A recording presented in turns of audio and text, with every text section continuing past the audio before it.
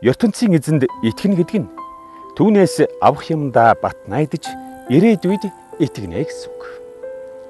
Ийм итгэлтэй олон хүнийг ертөнцийн эзэн өнөө эртнээс магтан сайшааж ирсэн юм. Түүний тушаалаар анх энэ ертөнц бий болсон. ертөнцийн эзэн үл үзэгдэх тушаалаараа тийхүү бүх бодит юмсыг бүтээсэн гэж. Бид итгэлийнхээ үндсэн дээр үүнийг сайн ойлгож чадна. Өнөөөртэй цагт Адамын хоёр хүү ертөнцийн эзэнд өөр өөрсдийн өргөлийг өргөжээ. Ахыг нь Хаяан, дүүг нь Хэвэл гэдэг байлаа. Хэвэл ертөнцийн эзэнд үнэн сэтгэлээс итгэж өргөмжлөн хүндэтгсэн учраас өргөл нь ах Хаяаны өргөлөөс илүү таашаагдаж ертөнцийн эзний өмнө гэмгүйд тооцогдож чаджээ. Хэвэлийн өргөлийг буцааж өгөлгүй хүлээн авснараа ертөнцийн эзэн үүнийг нотлов. Хэвэл одоо аль хэдийн нас барсан боловч тэр их итгэлийг нь хүмүүс одоо ч дурсаж үлгэр дуурайлал болгодог. Хэвэл ийхүү бидэнд маш их ач холбогдолтой сургамж заасаар байна. Хэвэлийн дараа Ханух төржээ. Өөрт нь бат итгэдэг байсан тэр хүнийг ертөнцийн эзэн нэгэн өдөр өөртөө авчээ. Тийхүү Ханух нас бараагүй байтлаа гинт алга болж ирээд олдсонгүй. Түүнийг ийхүү өөртөө авахаас өмнө зан чанарыг нь ихэд таашааснаа ертөнцийн эзэн сургаалдаан хэлсэн байдаг. Ханухыг ертөнцийн эзэн авсны гэрч бол энэ байлаа. Харин итгэлгүй хүнийг тэр хизээч таашааж үзэхгүй. Яагаад гэвэл түүнтэй харилцаатай болохыг хүссэн хүн мөнхийн чанарыг нь хүлээн зөвшөөрч хожим түүнээс Ярвсын шагнал авна гэдэгтээ заавал итгэх ёстой. Ханухын дараа Нуах төржээ.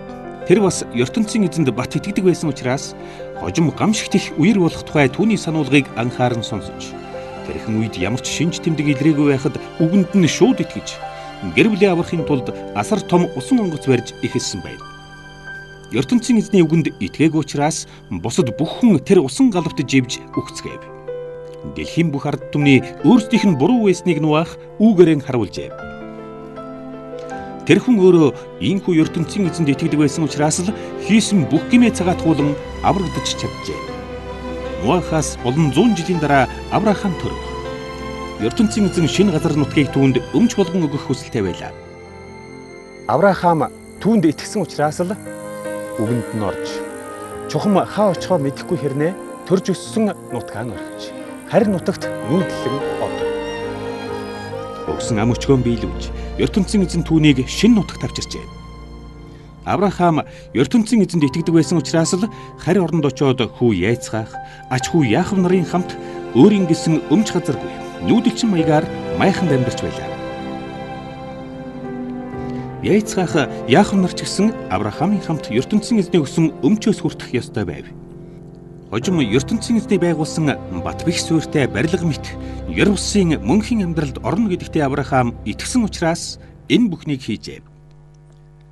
Авраамын эхнэр Сарах үр хүүхэдгүй өтөлсөн боловч хүүхэдтэй болгож өгөх ам үчгийг ертөнцийн эзэн түүнд өгчээ.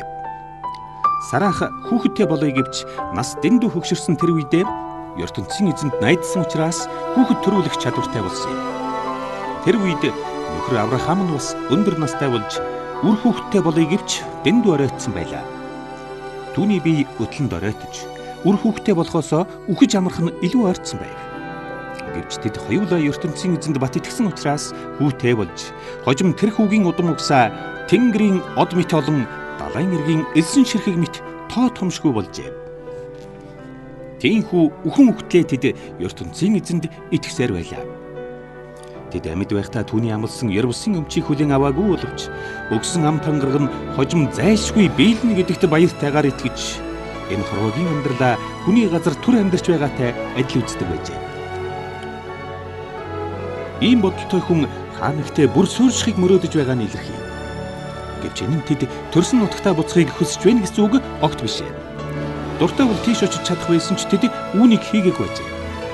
Яагаад гэвэл тэдний хувьд үүнээс илүү дээр газар байсан. Тэд ертөнцийн эзний Ярвсын ертөнцид очихоор бэлтгэж байлаа. Ийм хүмүүстэй холбоотой байх нь ертөнцийн эзэнд ичгүүртэй юм биш ээ. Тиймээс ч Ярвсын хот мэт тансаг сайхан ертөнцийг тэдэнд зориулан бүтээснээрээ ертөнцийн эзэн энэ холбоогоо илэрхийлжээ. Эрт тэр цагт Авраам Яйцгаах гэгч хүүтэй болоход өөрт нь хэр зэрэг итгэлтэй байгааг ертөнцийн эзэн сорихоор шийдэж надад ганц хүүгээ алж өргөсгөө гэсэн зарлиг буулгав. Хүү яйцгаахаар чинь дамжуулан би чамайг тоо томшгүй олон үр удамтай болгоно гэсэн ам үчгийг ертөнцийн эзэн урд нь Авраамд өгсөн байлаа.